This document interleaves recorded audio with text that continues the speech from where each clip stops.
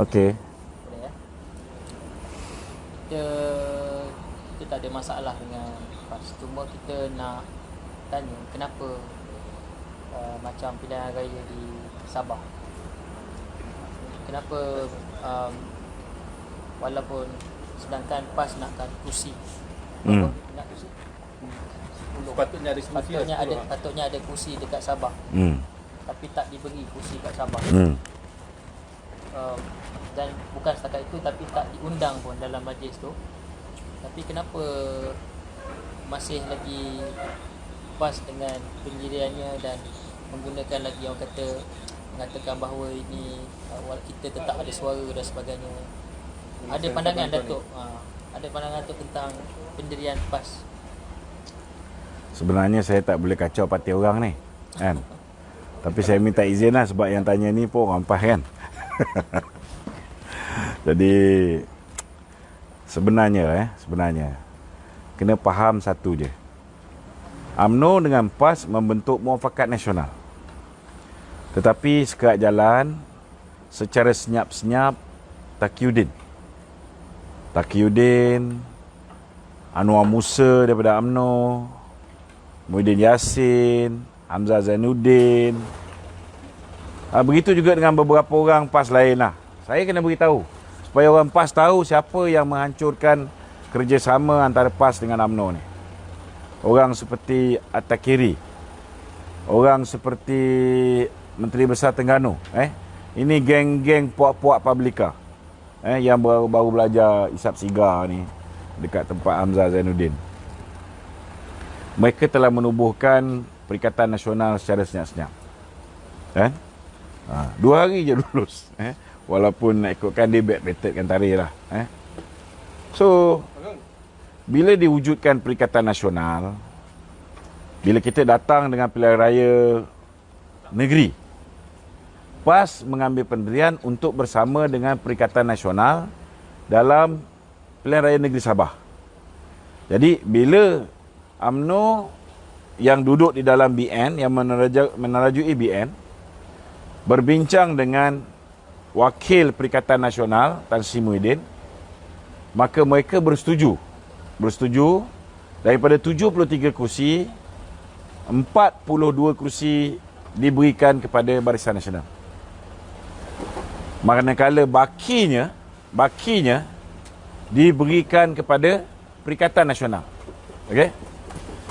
Cuma tiba-tiba bila PAS bersama dengan PPBM, tidak ada satu kursi pun diberikan oleh PPBM kepada PAS. Kan? Jadi kita pun husnuzon lah. Kita kena husnuzon. Mungkin PAS fikir benda yang lebih besar. Contohnya, royalti minyak di Terengganu. Ada 1.7 bilion total dia. Belum dapat semua. Kan? Ada kemungkinan juga ada benda-benda yang telah diluluskan. Mungkin nak cari dana pilihan raya bagi berhadapan dengan pilihan raya 15. Benda tu mungkin belum selesai. Jadi apa boleh buat selain daripada mendiamkan diri, membiarkan diri mereka dibuli oleh PPBM. Cuma hari ini saya rasa PAS kena ubah budaya ni. Setia pada walak, setia pada pemimpin tu penting, tetapi kita setialah kepada pemimpin yang membawa kita ke jalan Allah Ta'ala. Kalau pemimpin tu dah mula menyeleweng, saya tak cakap semua, saya bercakap beberapa orang. Kalau pemimpin itu membawa kita ke arah kemudaratan, dengan puak-puak LGBT ni pun, mereka boleh bekerjasama dengan baik, maka kita kena hati-hati lah. Kita kena hati-hati. Dah tiba masanya orang PAS pun tak boleh taat membuta tuli. Dah tiba masanya orang PAS pun dia kena tanya dengan pemimpin PAS, kenapa kita mengambil sikap begini? Kan? Bukankah kita dah ada hubungan yang baik dengan UMNO? Kenapa tiba-tiba kita bekerjasama dengan orang yang mengkhianati UMNO? Kan? Cuba bayangkan. Contohnya lah apa yang PAS buat. Kita dah sign piagam bersama. Tiba-tiba bila dia nak pergi program Tun Dr. Mahathir. Tun Dr. Mahathir ni umpama mak sabu kepada UMNO. Kepada PAS. Tun Mahathir khianat, tinggalkan UMNO. Mak sabu khianat, tinggalkan PAS. Cuba bayangkan kalau UMNO ajak PAS pergi program yang dianjurkan oleh mak sabu. Apa perasaan orang PAS? Mesti kecewa. Kerana UMNO tidak sensitif. Betul tak? Begitulah perasaan orang UMNO bila mana pengkhianat yang telah menghancurkan, memfitnah UMNO dan BN. Tiba-tiba dia buat kongres Maruah Melayu, tiba-tiba PAS hantar wakil. Dan UMNO ni pula di bawah pimpinan Datuk Zahid ni, dia pula tiba-tiba menghantar Anwar Musa. Dan Anwar Musa pula akhirnya menjadi sebati pula dengan PPBM ni. Mula-mula dia sokong Mahathir, lepas tu dia sokong pula Muhyiddin ni. Lebih daripada dia sokong Presiden UMNO. Itu sebab statement dia dengan statement Zahid tak sama. Kan? Dan kedua, kita tengok bila mana Azmin Ali memberikan cadangan supaya Tun Dr. Mahathir dibenarkan untuk berkuasa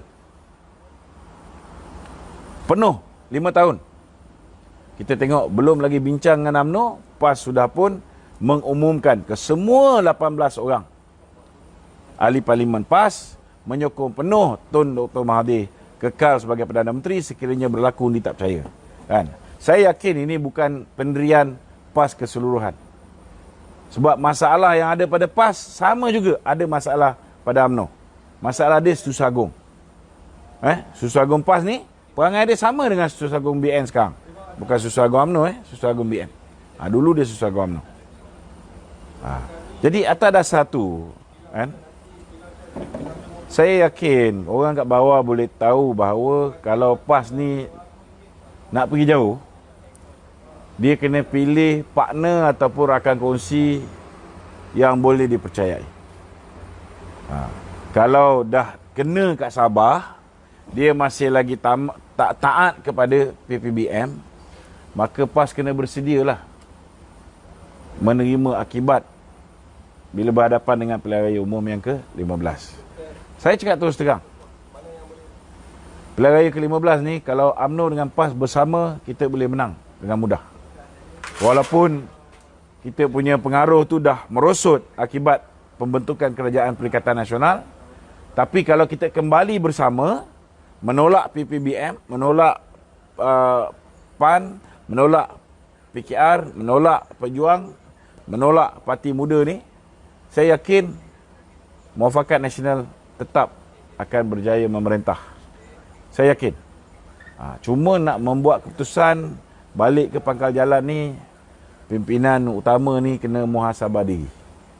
Orang macam Taqiyuddin, orang macam orang yang banyak mempengaruhi Tuan Guru Haji Hadi, macam Menteri Besar Terengganu, bekas tusa politik dia. Orang macam ni kena muhasabah diri. Kena ingat, dia berada sebagai naib presiden tu kerana ahli PAS yang mengangkat dia. Jadi bila diberikan amanah tu, jalankan amanah, jalankan tanggungjawab, jangan khianat ahli PAS. Itu penting. Maksud Datuk ada orang yang mempengaruhi Tuan? Ada. Tuan Guru ni dalam usia dia ni banyak benda yang dia dah delegate dekat orang. Orang-orang ni lah yang buat kerja ni. Kan? Tuan Guru mungkin banyak benda yang dia tak micromanage. Dia delegate kepada orang-orang penting ni. Orang macam naib presiden daripada Terengganu, orang macam Susah Agung PAS. Itu je.